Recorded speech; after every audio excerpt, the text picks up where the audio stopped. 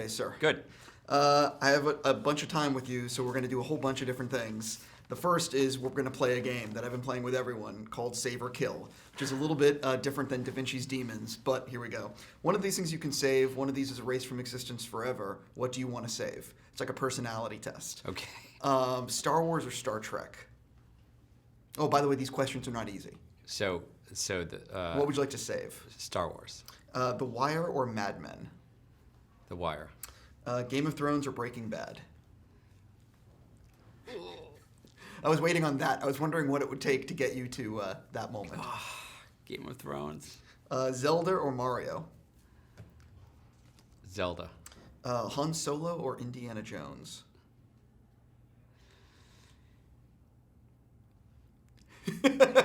Indiana Jones. The Beatles or Rolling Stones? Rolling Stones. Harry Potter or Lord of the Rings? Lord of the Rings. I like how decisive you are most of the time. Yeah. Iron Man or Captain America? Captain America. NSYNC or Backstreet Boys? NSYNC. Twilight or 50 Shades of Grey?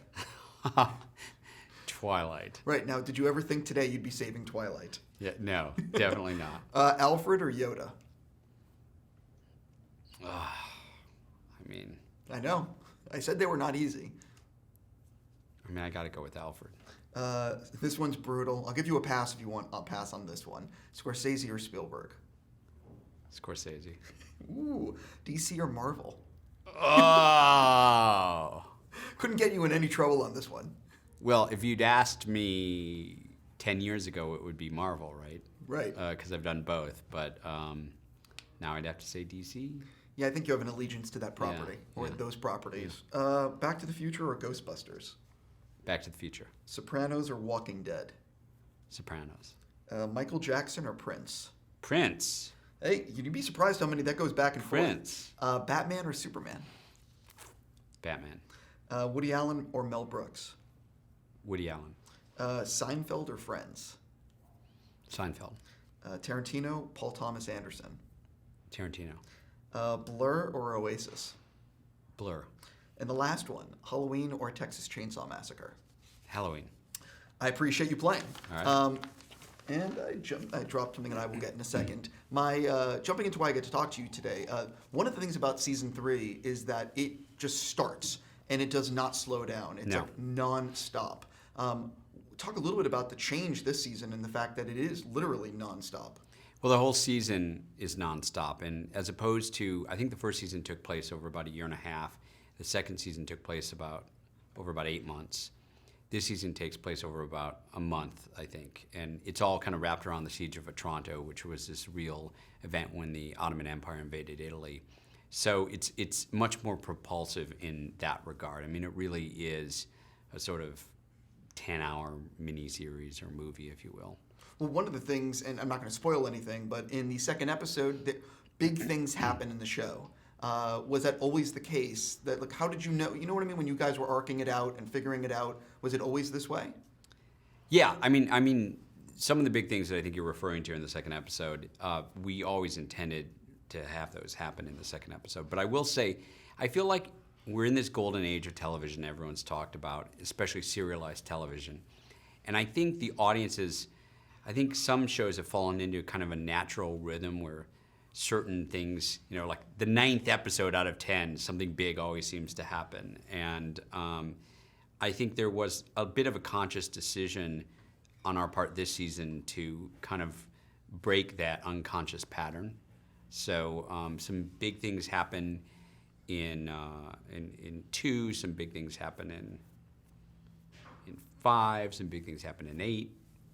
Well, one of the things I've noticed, and I've been hearing from people that develop television, is that there's a changing mindset with executives that they no longer are interested in almost the procedural, the one episode things. It's more Thank God.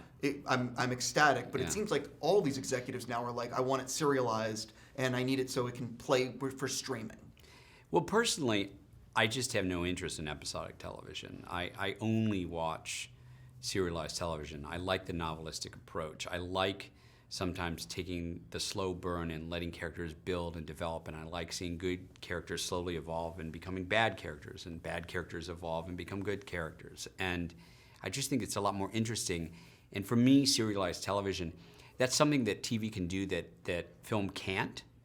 So I don't have any interest in seeing a perfectly encapsulated, one and done episode, because that's what movies do. I want to see it sort of sprawl out over time.